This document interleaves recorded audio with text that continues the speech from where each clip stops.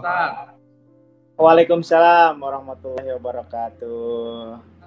Jadi begini, Ya. jadi ini juga sekaligus membuka mindset juga bahwa banyak sekali nih, bahkan sampai saat ini pun masih banyak orang-orang yang sudah menjadi mitra dari PT BES, ketika ditanya, dia masih nggak bisa jawab gitu ya. Pertanyaannya apa? Pertanyaannya ketika ditanya, waduh, ini dia bilang bisnis jaringan, bisnis network itu haram gitu ya. Bisnis network itu haram, bisnis network itu ada ribanya karena orang-orang, bahkan ada yang nanya juga, bagaimana mungkin 1,5 juta bisa jadi 1,6 miliar tuh uangnya bagaimana itu putar-putar kayak apa gitu ya. Nah ini gimana tanggapan Ustadz nih? Ya, Bismillah, terima kasih Pak Haji Haris ya atas pertanyaannya, dan ini memang pertanyaan setiap hari ya. Setiap hari yang saya terima, baik itu dari YouTube, dari Instagram, dari Facebook, atau dari calon mitra gitu ya.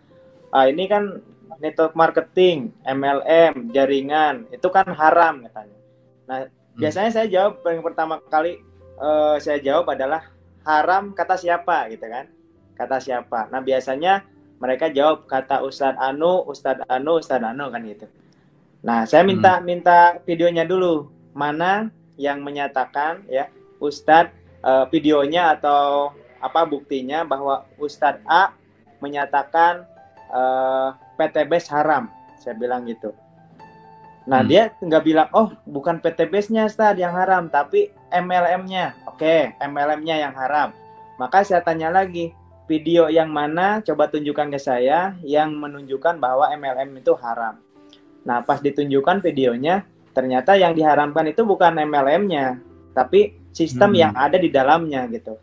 Kayak kita gini, jual beli saja haram apa halal? Tergantung.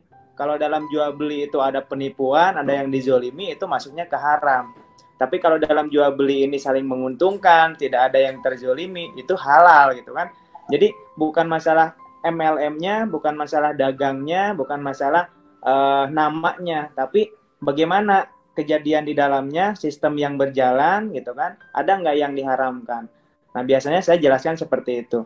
Terus yang kedua, kalau yang pertanyaannya berlanjut, oke, saya menyatakan MLM atau jaringan itu haram karena merugikan yang paling bawah. Oh, saya bilang, oh kalau merugikan yang paling bawah, ada yang dirugikan pasti haram itu. Tapi kenapa di sini halal? Karena yang paling bawah pun tidak akan dirugikan. Saya jelaskan bahwa ketika dia daftar dengan biaya 100.000, itu sudah dapat fasilitas buku panduan, kemudian proposal, dan ketika dia menyerahkan uang sejumlah 1.500.000, itu akadnya jual beli. Yang namanya jual beli, dia menyerahkan uang, kemudian dia mendapatkan produk. Nah, dari situ sudah clear tuh. Sudah clear, nggak ada yang dirugikan ya. Meskipun pahit-pahitnya nih orang yang daftar belakangan ini nggak dapat reward misalkan, nggak dapat hadiah atau nggak dapat bonus sekalipun, tetap tidak dirugikan. Kenapa? Karena sudah mendapatkan produk sesuai dengan uang yang diberikan, bahkan lebih. Kalau dijual kembali dia akan mendapatkan keuntungan. Nah, dari situ sudah clear, maka tidak ada yang dirugikan meskipun dia posisi paling bawah gitu ya. Yang kedua pertanyaannya biasanya gini, tapi kan nanti ada uang yang diberikan itu kan uang yang diberikan, bonus-bonus itu kan dari orang yang daftar katanya gitu kan. Maka jawabannya adalah bukan dari uang yang pendaftaran. Uang pendaftaran itu cuma 100.000, itu kita nggak dapat apa-apa. Jadi kalau antum, kata saya, kalau antum hanya daftar 100.000, itu saya nggak dapat bonus apa-apa. Maka di sini jelas uang yang kita dapatkan bonus itu bukan dari pendaftaran, tapi dari mana katanya kan? Dari bagi hasil keuntungan produk yang dibeli oleh mitra. Sama aja kalau antum jualan produk apapun pasti ada keuntungan di sana. Nah, bedanya kalau antum itu makan sendiri keuntungannya, kalau owner PT BES ini keuntungannya dibagi kepada kita selaku mitra-mitranya. Gitu. Jadi dari bonus, dari akad itu tidak ada yang haram. Semuanya halal.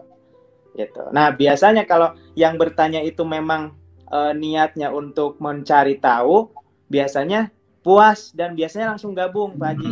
Tapi kalau orang itu hanya ingin menyerang, nanti pertanyaannya makin ngawur ke sana. Nah, yang ujung-ujungnya nyerang pribadi. Nah, itu berarti orang memang bukan nyari kebenaran, tapi orang itu nyari kesalahan kita. Ya kita abaikan aja gitu. Kita mau blokir, blokir aja. Kita mau tinggalkan, tinggalkan aja. Kita senyumin, senyumin aja gitu. Jadi kalau ada yang bertanya, saran saya kepada para mitra itu dilihat dulu orang itu, kita jawab dulu ya sebenar-benarnya. Nah, kalau udah kita jawab sebenarnya dia ngaco nih pertanyaannya, oh, udah tinggalin, senyumin aja.